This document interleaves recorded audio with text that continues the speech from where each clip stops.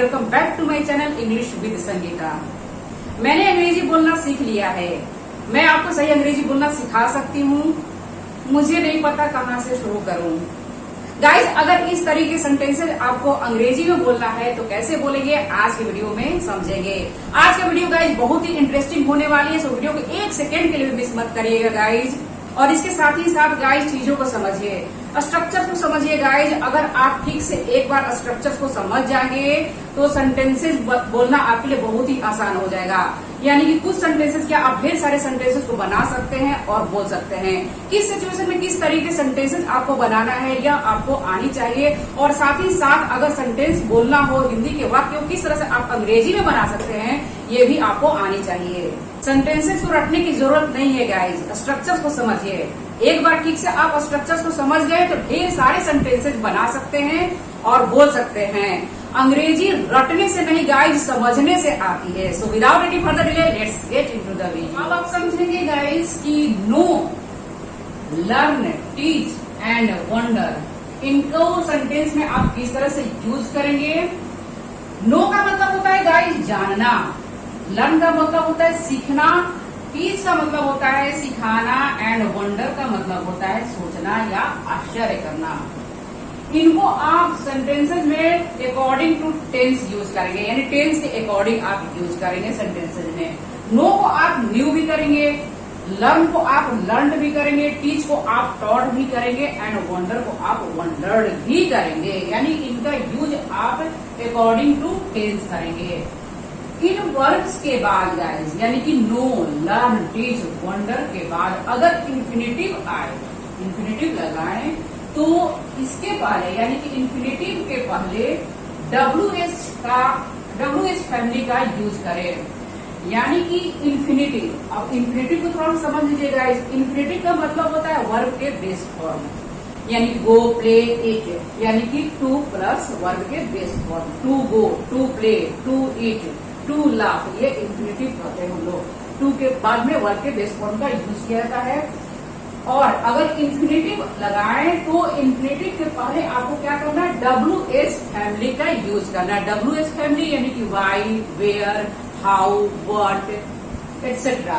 तो इस तरह से गाइज अगर इन्फिनेटिव आए सेंटेंस में, यानी कि टू प्लस वर्ब के बेस फॉर्म आए, तो इन्फिनेटिव के पहले आपको क्या करना है, WH फैमिली का यूज करना है। सेंटेंसेस के साथ समझेंगे गाइस तो ठीक से आप समझ पाएंगे। मुझे तैरना आता है, अगर इस तरह से आपको हिंदी के वाक्य को अंग्रेजी में बोलना हो तो कैसे बोलेंगे। मुझे तैरना आता है, यहाँ पर आता है आ रहा है, दैट्स वाई आप मुझे के लिए आई लिखेंगे, आई। और नो का मतलब होता है जानना या आता है, know. I know how to swim, यहाँ पर टू स्विम गाइस इन्फिनेटिव है।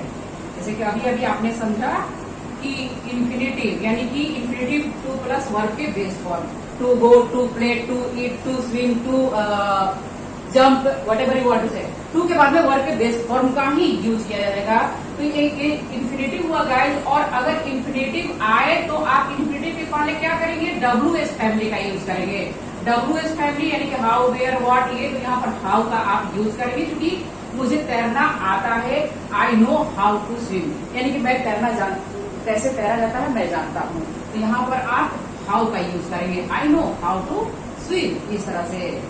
और इन्फिनेटिव यानी कि गाइस यहाँ पर ध्यान दीजिएगा, टू के बाद में वर्ब के बेस फॉर्म का ही यूज करना है, टू प्लस वर्ब के बेस फॉर्म, इस तरह से आप करेंगे। मुझे तैरना आता है, सेकेंड सेंटेंस को हम लोग बनाते हैं, मुझे अंग्रेजी बोलना आता है, I know how to speak English, I know how to speak English. मुझे क्रिकेट खेलना आता है, I know how to play cricket. मुझे खाना बनाना आता है, I know how to cook. इस तरह से गाइज यहाँ पर सेंटेंसेस को बनाएंगे। एक आप स्ट्रक्चर को समझेंगे तो कई सारे सेंटेंसेस को बनाएंगे। सेंटेंसेस को रटेंगे तो काम नहीं चलने वाला है। अंग्रेजी बोलने के लिए गाइज स्ट्रक्चर को समझना होगा। एक स्ट्रक्चर ढेर सारे सेंटेंसेस आपके सामने है। तो मुझे तैरना आता है, इस तरह से अगर आप नेगेटिव में बनाते हैं कि मुझे तैरना नहीं आता है, नहीं आता है जब बात होगी तो आपको पता ही होगा कि जब प्रेजेंट इंडेफिनिट टेंस की बात होती है, ताहत लिए तेने सेंटेंस के अंत में आ रहा है, तो यहाँ पर अगर नेगेटिव सेंटेंस है तो डू नॉट डज नॉट का यूज किया जाता है। तो चूंकि यहाँ पर सेंटेंस ये सब्जेक्ट जो है प्लूरल है, आई की बात हो रही है, तो डू नॉट का यूज करेंगे। I do not,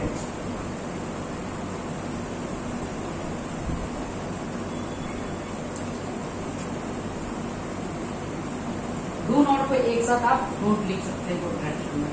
I don't know how to swim, I don't know how to swim, इस तरह से आप लिखेंगे।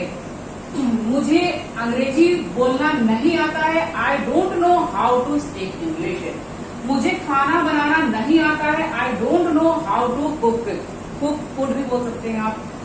मुझे क्रिकेट खेलना नहीं आता है, I don't know how to play cricket. इस तरह से आप सेंटेंस को बनाएंगे। गाइस ये प्रेजेंट की बात हो रही है, तो I know, I don't no हुआ। लेकिन अगर आप पास्ट की बात करते हैं कि मुझे तैरना नहीं आता था, जब यहाँ पर था लगाएंगे, यहाँ पर था आ जाएगा, तो सेंटेंस को किस तरह से बनाएंगे? मुझे तैरना नहीं आता था, ये नहीं, सबसे पहले हम पॉजिटिव सेंटेंस को बनाते हैं। मुझे तैरना आता था, आई न्यू, नो का आप न्यू भी करेंगे। I knew how to swim, इस तरह से सेंटेंस को बनाएंगे। I knew how to swim, know को आप न्यू, सेकेंड फॉर्म, वर्ड के सेकेंड फॉर्म, क्योंकि यहाँ पर था की बात हो रही है। मुझे तैरना आता था के लिए आप यहाँ पर वर्ड के सेकेंड फॉर्म का यूज करना है। टेंसेस को समझिए गाइस, टेंसेस समझ जाएंगे तो हर चीजों को समझना आपके लिए बहुत ही आसान हो जाएगा। I knew how to swim, मुझे तैरना आता था। अगर आप इस तरह से बोलते मुझे तैरना नहीं आता था, I didn't no, did not को आप कॉन्ट्रैक्शन में डिडंट लिख सकते हैं, और यहाँ पर डिडंट लिखेंगे तो नो लिखेंगे, न्यू नहीं बोलेंगे। I didn't know how to swim. चूंकि एक बार आप पास्ट फॉर्म में यहाँ पर यूज किए हैं, डिड ऑलरेडी पास्ट में है, तो यहाँ पर आप नो का यूज करेंगे। पास्ट इंडेफिनिट टेंस का रूल है गाइस कि डिड के बाद में वर्ब के बेस फॉर्म का ही यूज किया जाता है। यहाँ पर भी डू के बाद में आप वर्ब के बेस फॉर्म का ही यूज करेंगे, तो इनका आप ध्यान रखिएगा। Did not know how to swim, इस तरह से। मैं अंग्रेजी बोलना जानता था, I knew how to speak English. मैं अंग्रेजी बोलना नहीं जानता था, I didn't know how to speak English. मैं फुटबॉल खेलना जानता था, I knew how to play football. मैं फुटबॉल खेलना नहीं जानता था, I did not know how to play football. Did not know ही होगा, डिड नॉट न्यू मत बोलिएगा, ठीक है। अब गाइस हम लोग आगे बढ़ते हैं और सेकंड सेंटेंस को समझते हैं। मैंने गाड़ी चलाना सीख लिया, लिया यहाँ पर पास्ट की बात हो रही है। आई लर्न को आप लर्न लिखेंगे, आई लर्न सेकेंड फॉर्म यहाँ पर है, क्योंकि पास्ट की बात हो रही है। सीख लिया, बात खत्म हो गया, ठीक है। I learn how to drive, मैंने गाड़ी चलाना सीख लिया। मैंने अंग्रेजी बोलना सीख लिया, I learn how to speak English. अगर अंग्रेजी में होगा तो स्पीक इन इंग्लिश। मैंने अंग्रेजी बोलना सीख लिया, I learn how to speak English. मैंने कुछ भी आप कह सकते हैं, खाना बनाना सीख लिया, I learn how to cook.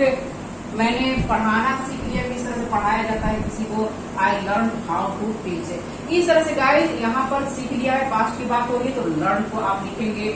अगर यहाँ पर नहीं की जब बात करेंगे कि मैंने गाड़ी चलाना नहीं सीखा, आई डिड नॉट लर्न यहाँ पर लिखेंगे, लर्न हो जाएगा डिड नॉट के साथ, जैसे अभी अभी आपने समझा। I did not learn how to drive, I did not learn how to speak English. मैंने मोबाइल चलाना सीख लिया, I learn how to operate a mobile. मैंने कैमरा चलाना सीख लिया, I learn how to operate a camera. मुझे mobile चलाना आता है, I know how to operate a mobile. इस तरह से गाइस मुझे मोबाइल चलाना नहीं आता है, आई डू नॉट नो या I don't know how to operate a mobile. मुझे मोबाइल चलाना आता था, I knew how to operate a mobile. मुझे मोबाइल चलाना नहीं आता था, आई डिड नॉट नो या I didn't know how to operate a mobile. इस तरह से गाइस सेंटेंसेस को बनाइए, ढेर सारे सेंटेंसेस को बनाइए गाइस, और जितना आप बनाएंगे और जितना बोलने की कोशिश करेंगे चीजें अपने आप खुद यहाँ से यहाँ आएंगी। मैं तुम्हें सही इंग्लिश लिखना सिखा सकती हूँ। I can teach you how to write correct English है। हाउ टू के बाद में आप वर्ब बेस्ड फॉर्म का ही यूज करेंगे, इसका अप्रिशिएट कर लीजिएगा। I can teach you how to write correct English, मैं तुम्हें सही इंग्लिश लिखना सिखा सकती हूँ।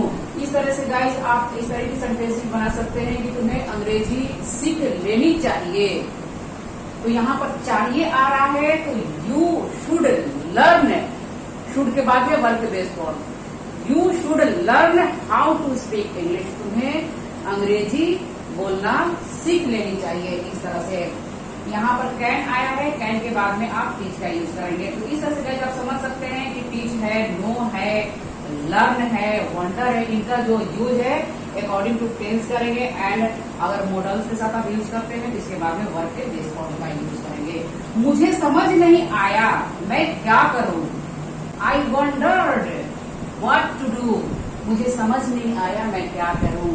आई wondered what to do, what के बाद में टू डू यहाँ पर करने के सेंस में यूज हुआ है। मुझे समझ नहीं आया मैं कहाँ जाऊं।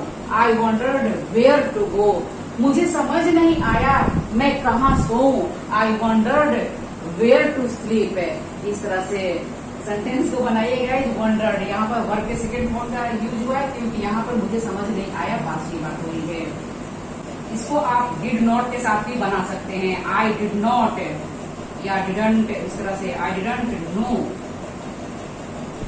व्हाट टू डू, इस तरह से भी आप सेंटेंस को बना सकते हैं।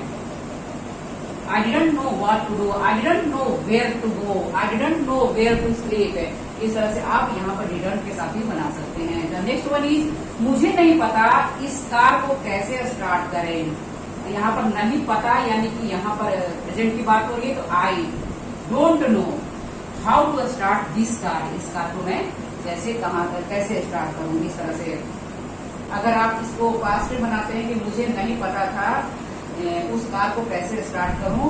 आई डिडंट नो, यहाँ पर नो भी लिखेंगे, डिडंट के बाद लिखिए I didn't know how to start that car, उस कार को, है ना।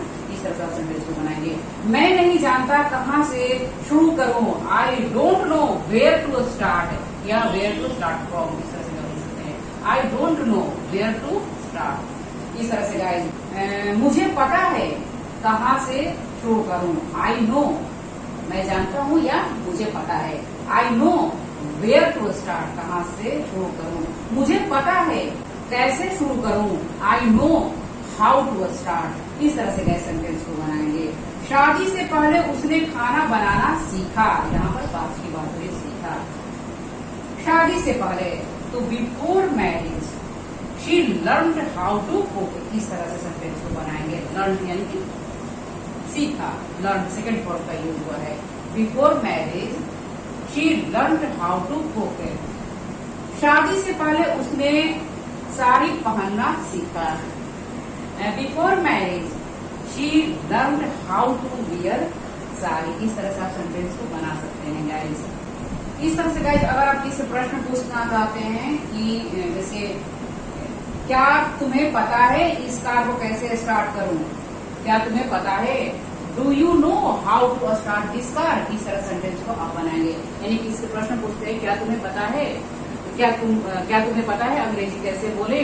Do you know how to speak English, क्या तुम्हें तैरना आता है। Do you know how to swim, do you know how to drive, do you know how to drive, क्या तुम्हें गाड़ी चलाना आता है। इस तरह से गाइस अगर आप इस प्रश्न पूछते हैं तो इस तरीके से डू को शुरुआत में लिखेंगे, डू यू नो, इस तरह से। क्या तुम्हें गाड़ी चलाने आता था, अगर आप प्रश्न पूछते हैं पास्ट की बात करते हैं तो did you know how to drive, इस तरह से सेंटेंस को बनाएंगे। Did you know how to drive, क्या तुम्हें गाड़ी चलाने आता था। क्या तुम्हें अंग्रेजी बोलना आता था या क्या तुम अंग्रेजी बोलना जानते थे। Did you know how to speak English, क्या तुम फुटबॉल खेलना जानते थे। Did you know how to play football. इस तरह से गाइस सेंटेंसेस को आप बनाएंगे। किस आप प्रश्न पूछ रहे हैं तो डू और डिड का यूज करेंगे। डू का यूज आप प्रेजेंट में करते हैं, do you no, and did का यूज आप पास्ट में करेंगे, डू यू नो, इस तरह से। लेकिन दोनों ही सिचुएशन में आप नो का ही यूज करेंगे, न्यू का यूज नहीं करेंगे। यानी कि डू और डिड के साथ आप वर्ब के फर्स्ट फॉर्म का ही यूज करेंगे, डिड के साथ आप सेकंड फॉर्म का यूज बिल्कुल नहीं करेंगे। तो आई होप कि गाइस आप इतना समझ चुके हैं कि इनका आप यूज किस तरह से सेंटेंसेज में करेंगे, इनको आप टेंस के अकॉर्डिंग चेंज भी करेंगे, और यहाँ पर कैन मॉडल्स के साथ भी आप इनका यूज करेंगे, और मॉडल के बाद में आप इनका यूज करते हैं कैन, कुड, शुड, शैल के बाद में, तो वर्ब के बेस फॉर्म का यूज करेंगे। अगर आप चाहें तो स्क्रीनशॉट ले लीजिए। आई होप गाइज अब आप इन वर्ब्स यानी कि नो, लर्न, टीच, वंडर को आप ठीक से समझ चुके होंगे। अगर आपको हिंदी के यानी इस तरीके के हिंदी के वाक्य को अंग्रेजी में बोलना हो तो इस तरह से आप बोलेंगे गाइज। यहाँ पर ये जो वर्ब्स आए गाइज तो इनके बाद में डायरेक्ट आप इंफिनिटिव का यूज नहीं करेंगे, यानी कि I know to swim, I learn to drive, इस तरह से आप नहीं करेंगे। आई नो के बाद में यहाँ पर टू स्विम इंफिनिटिव का यूज नहीं करेंगे, इसके जस्ट पहले आप WH फैमिली का यूज करेंगे। हाउ, वेयर, व्हेन, इस तरह से व्हाट, इस तरह से यहाँ पर WH फैमिली का यूज होगा गाइज, और इसके बाद से इंफिनिटिव का यूज करेंगे। तो अब आपको क्या करना है गाइज कि ढेर सारे सेंटेंसेस को बनाना है और बोलने की प्रैक्टिस करनी है। चीजों को यहाँ से यहाँ लाना है गाइज, बोलकर प्रैक्टिस करनी है, क्योंकि अंग्रेजी बोलेंगे तभी आएगी। नेक्स्ट वीडियो में मिलते हैं guys, till then keep learning, keep practising.